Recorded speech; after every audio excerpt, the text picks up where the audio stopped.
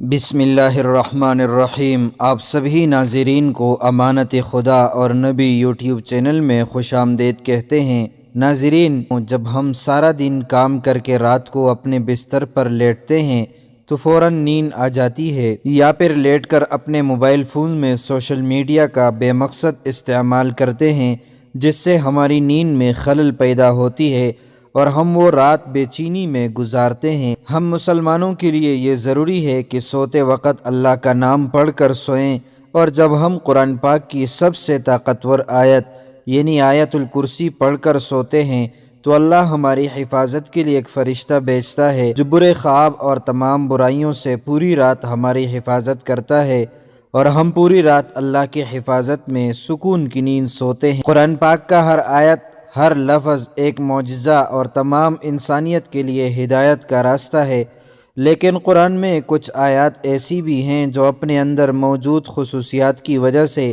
ایک اہم مقام رکھتی ہے، اور قرآن میں آیت الکرسی کو وہ مقام حاصل ہے جس میں اللہ کی حاکمیت اعلیٰ کا بہترین خلاصہ موجود ہے، اور جس کی بنا پر یہ آیت قرآن کی سب سے بڑی اور سب سے اہم آیت تسلیم کی جاتی ہے۔ حضرت علی رضی اللہ عنہ نے فرمایا کہ قرآن کی سردار آیت آیت الکرسی ہے۔ جب ہم اس آیت میں موجود مقصد کو تلاش کرتے ہیں تو ہمیں معلوم ہوتا ہے کہ اللہ نے ہم پر کتنی نعمتیں نازل کی ہیں، تو ہمیں اللہ کے سامنے سجدہ کر کے اس کا شکر ادا کرنا چاہیے۔ لیکن بعض دفعہ ہم اپنی مصروف زندگیوں میں اتنا کھو جاتے ہیں کہ ہم اپنے ارد گرد اللہ کی نعمتوں کو نظر انداز کر دیتے ہیں، لیکن کہیں نہ کہیں ہمارے ناشکرے دل کے اندر یہ خالی پن محسوس ہونے لگتا ہے کہ ہم جو بھی کچھ کر رہے ہیں یہ اللہ کے حکم اور فضل کے بغیر ممکن نہیں، تو ہم اس کا شکر کیوں نہیں ادا کرتے؟ اگر کہیں یہ تمام نعمتیں اللہ ہم سے واپس لے لے تو تب ہمارا کیا حال ہوگا؟ یہ سوال جب کسی کے ذہن میں آتا ہے تو وہ اللہ کی ان تمام نعمتوں کا شکر گزار بن جاتا ہے۔ جب ہم آیت الکرسی پڑھتے ہیں تو ہم اللہ کی عظمت کو تسلیم کرتے ہیں، اور جب ہم آخر میں یہ پڑھتے ہیں وَهُوَ الْعَلِيُّ الْعَظِيمُ، اور وہی ہے سب سے بلند عظمت والا، تو ہم اس کی عظیم طاقت کا شکر ادا کرتے ہیں۔ اور جب ہم ہر نماز کے آخر میں آیت الکرسی پڑھتے ہیں تو اللہ ہمارے دلوں کو اپنی نعمتوں اور شکر سے بھر دیتا ہے۔ حدیث پاک میں آیت الکرسی کو قرآن کی سب سے افضل آیت قرار دیا گیا ہے۔ بچپن سے لے کر اب تک دن میں کئی مرتبہ ہم اسے پڑھتے ہیں، گھر سے نکلتے وقت، گھر داخل ہونے پر، سفر میں، کسی بھی مشکل یا مصیبت میں، لیکن اکثر اوقات اس کے معنی سے ناواقف ہوتے ہیں۔ حدیث پاک کے مطابق ہر فرض نماز کے بعد اسے پڑھنے سے جنت میں داخلے کی ضمانت ہے۔ جو شخص اسے صبح پڑھے شام تک اللہ کی حفاظت میں رہتا ہے، اور جو شام کو پڑھے تو صبح تک حفاظت الہی میں رہتا ہے۔ روایات میں ہے کہ اس اکیلی آیت مبارکہ کے نزول کے وقت 30,000 فرشتے اور بعض روایات کے مطابق 70,000 فرشتے اترے تھے، جس سے اس کی شان ظاہر ہوتی ہے۔ حدیث پاک میں ہے کہ نبی پاک صلی اللہ علیہ وسلم نے فرمایا، معراج کی رات مجھے 3 نور دکھائی دیے۔ پوچھنے پر پتہ چلا کہ ایک آیت الکرسی، دوسرا سورہ یاسین اور تیسرا سورہ اخلاص کا نور ہے۔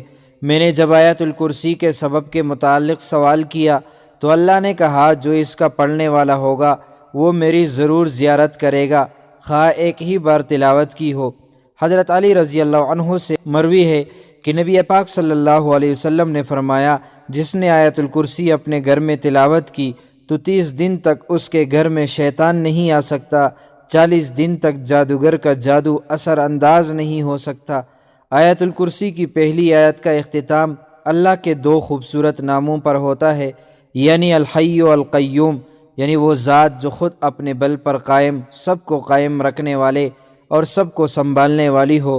اب حیرت انگیز بات یہ ہے کہ اس پہلی آیت کے پہلے جملے کا اس آیت کے آخری جملے کے ساتھ ایک گہرا تعلق ہے۔ اس آیت کے آخری جملے میں پھر سے اللہ کے 2 نام آئے ہیں جو اس طرح ہیں، وَهُوَ الْعَلِيُّ الْعَظِيمُ، وہی ہے سب سے بلند عظمت والا۔ اس آیت کے دوسرے جملے میں اللہ فرماتا ہے، لَا تَأْخُذُهُ سِنَةٌ وَلَا نَوْمٌ، نہ اس کو اونگ آتی ہے نہ نیند۔ تمام مخلوقات وقت کے ساتھ سست پڑ جاتے ہیں، آرام مانگتے ہیں، نیند چاہتے ہیں، سوئے بغیر رہ نہیں سکتے۔ اور نیند موت کی ہی ایک صورت ہے۔ اس لیے اس آیت کے اس حصے میں ذکر ہے کہ وہ ذات پاک زمان اور مکان کا حاکم، طاقت کا سر چشمہ، ہر لحاظ سے مکمل اور چوکس، اپنی مخلوقات کے ہر ذرے سے باخبر ہے۔ اب اس آیت کے 8ویں جملے میں دیکھیں کہ اللہ کیا فرما رہا ہے، وَلَا يَئُودُهُ حِفْظُهُمَا، اور اسے زمین و آسمان کی حفاظت تک آتی نہیں۔ اس آیت کا دوسرا جملہ اصل میں اس کے 8ویں جملے کے ساتھ کنیکٹڈ ہے، جس میں اللہ یہی فرماتا ہے کہ نیند اور آرام اس کی پیدا کردہ مخلوق کے لیے ہے، اور اللہ نہ سوتا ہے نہ اسے اونگ آتی ہے۔ اب تیسرے جملے میں ذکر ہے مَنْ ذَا الَّذِي يَشْفَعُ عِنْدَهُ إِلَّا بِإِذْنِهِ، جو آسمانوں میں ہے، جو کچھ زمینوں میں، سب کچھ اسی کا ہے۔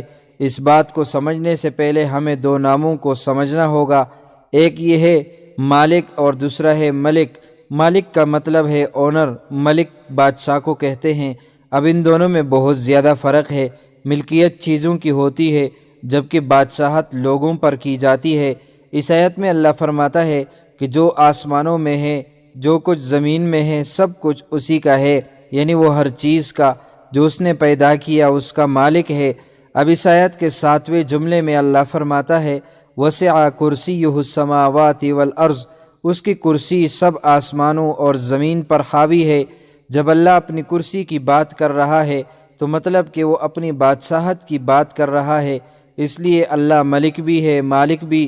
پھر چوتھے جملے میں اللہ کا ارشاد ہے کہ کون ہے جو اس کے سامنے اس کی اجازت کے بغیر کسی کی سفارش کر سکے۔ پھر چھٹے جملے میں فرماتا ہے وہ اس کے علم میں کسی بھی شے کا احاطہ نہیں کر سکتے مگر جتنا وہ چاہے۔ اب چوتھا اور چھٹا جملہ ایک دوسرے کے ساتھ منسلک ہے، یعنی پہلا جملہ اور جملہ نمبر 9، دوسرا اور 8واں جملہ، تیسرا اور 7واں جملہ، چوتھا اور چھٹا جملہ ایک دوسرے سے منسلک ہے۔ تو باقی کون سا جملہ رہ جاتا ہے تو وہ ہے جملہ نمبر 5، جس میں اللہ فرماتا ہے یعلم ما بین ایدیہم وما خلفہم، اللہ جانتا ہے جو ان سے پہلے ہو چکا ہے، جو ان کے بعد ہونے والا ہے۔ یہ جملہ اس آیت کے بالکل درمیان میں ہے، جس سے پہلے اور جس کے بعد جو کچھ بھی اللہ نے بیان فرمایا اس کے بارے میں اس 5ویں جملے میں فرمایا کہ وہ سب جانتا ہے، اس سے کچھ بھی چھپا نہیں، اور اب اللہ کے سوا ایسا کون کہہ سکتا ہے۔ بے شک قرآن اللہ کے الفاظ ہیں جس کی ایک ایک آیت ہمارے لیے ہدایت کا راستہ ہے۔ اللہ تعالی ہم سب کو قرآن کریم سمجھ کر پڑھنے والا اور اس پر عمل کرنے والا بنائے۔ معزز ناظرین و سامعین، یہ تھی ہماری آج کی ویڈیو۔ ہم پر امید ہیں کہ آپ کو ہماری آج والی ویڈیو پسند آئی ہوگی۔ اس طرح کی مزید اسلامی معلومات کے لیے امانت خدا اور نبی یوٹیوب چینل کو سبسکرائب کیجیے۔ اگر زندگی کے لمحات مزید باقی رہے تو آپ کے لیے ایک اور بہترین ویڈیو بطور تحفہ اللہ تعالیٰ کی رضا کے خاطر پیش کروں گا۔ تب تک کے لیے مجھے دیجیے اجازت۔ اللہ تعالیٰ سے دعا ہے کہ اللہ تعالیٰ ہمیں رمضان کے صدقے معاف فرمائے، آمین۔